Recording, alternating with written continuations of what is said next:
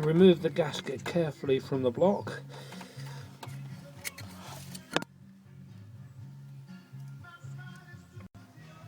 And now work the water pump out carefully away, minding the cables, and lift it clear of the engine.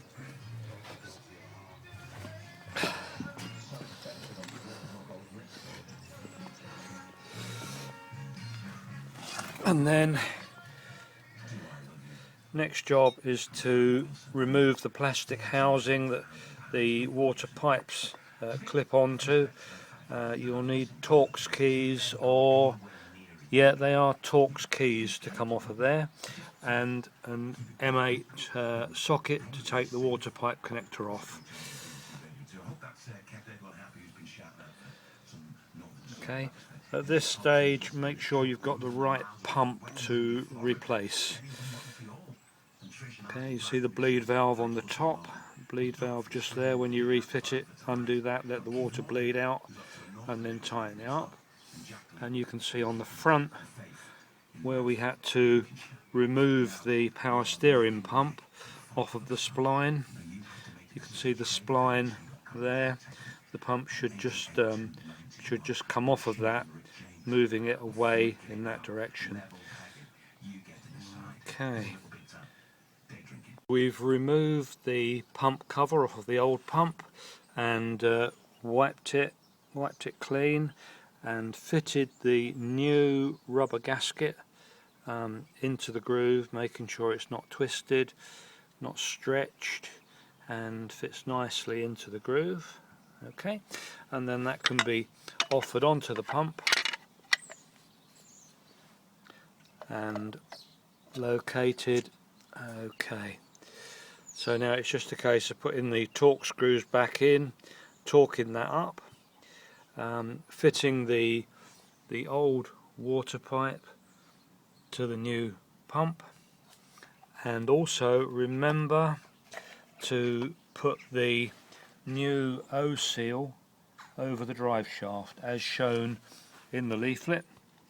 It does say quite clearly to put the O seal on and then put some lubrication onto the shaft.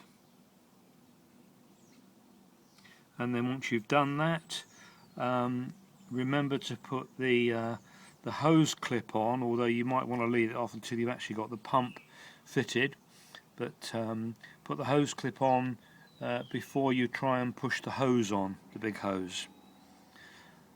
Okay, quite a simple job then to take the pump back to the car and fit the new gasket. Remember to fit it the correct way, and then put the 4 bolts in and secure the pump, just the water pump, nothing to do with the power steering pump at this stage.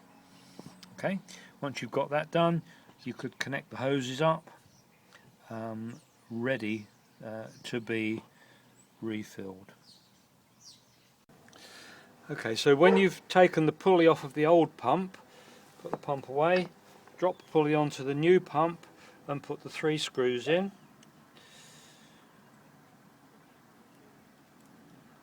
Okay, just tight as you can, finger tight, and then with a ratchet, put your ratchet on, and what I do is I'll put a screwdriver between the two so that the spanner doesn't turn.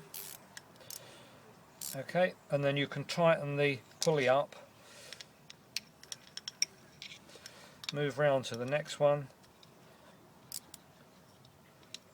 and the same again, just lock it with a screwdriver, and then onto the last one, and they're tight. Okay, keep the protective bungs in place until you've actually fitted the pump so you don't get any dirt into the oil ways, and the pump is now ready to go onto the car.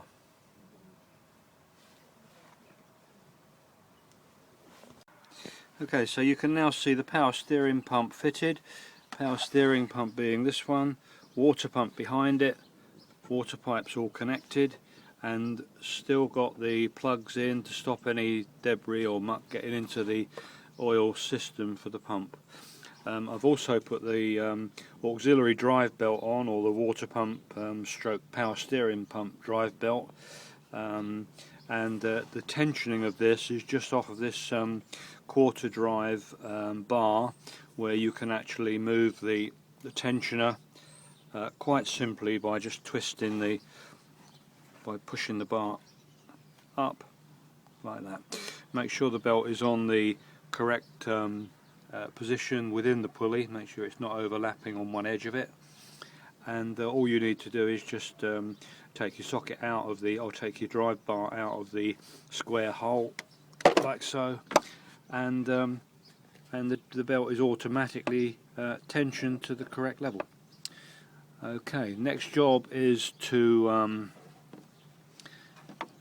fit the cover, and you will notice that the cover on this one is broken. There's a pin at the back. You can make out the remains of the cover there. Not quite sure how that comes off yet, but need to get a new cover for the auxiliary drive belt. So that's something that will have to come from a Ford main agent.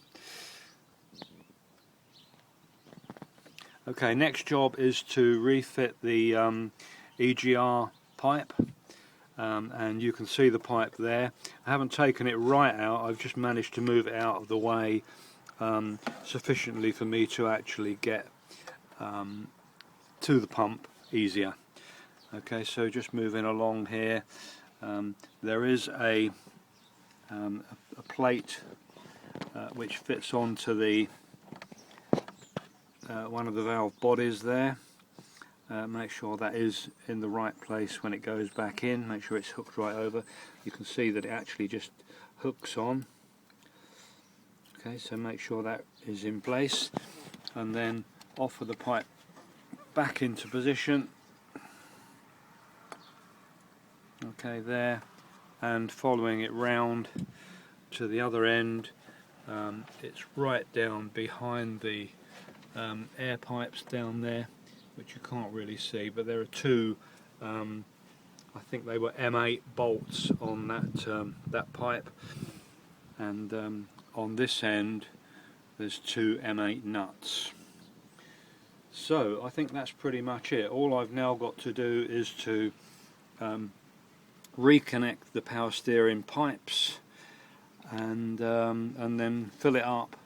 When you fill the power steering up, you top up the reservoir over there, and turn the steering wheel with the engine running. Once you put some oil in there, turn the steering wheel back and forwards, and the oil level will go down, and obviously keep topping it up as you're doing it. Antifreeze, make sure you're using the pink antifreeze, because you've got the potential of electrolytic action between the aluminium head and the cast iron block, so it must be pink antifreeze, not the blue stuff.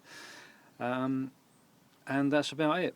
I hope you found this useful. I certainly couldn't find anything on YouTube, which is why I've done this, but you will notice that I've done it as an assembly, purely because I didn't know how things came apart to start with. So you obviously need to consider this in the sequence that I've reversed it effectively, although I might try and put it on YouTube in bits the other way around, so it's a dismantle as well. Okay, thanks very much. Bye bye then. The other point that I'd like to mention is that the power steering pipe, the actual pressure pipe, won't actually lock solid into the pump. This is because the actual seal is done by an O seal, and there's a clip within the nut that stops the pipe from coming up. So don't do what I did. I tried to tighten it up really tight, ended up taking the battery out and then re-inspecting it and realizing that you don't actually need to tighten that power steering pipe right up. It doesn't leak. I've run the engine now for probably 10 or 15 minutes, running the steering backwards and forwards, and no leaks, so really pleased with that. I can now get on with my New Year's Day celebrations. Thank you, bye bye then.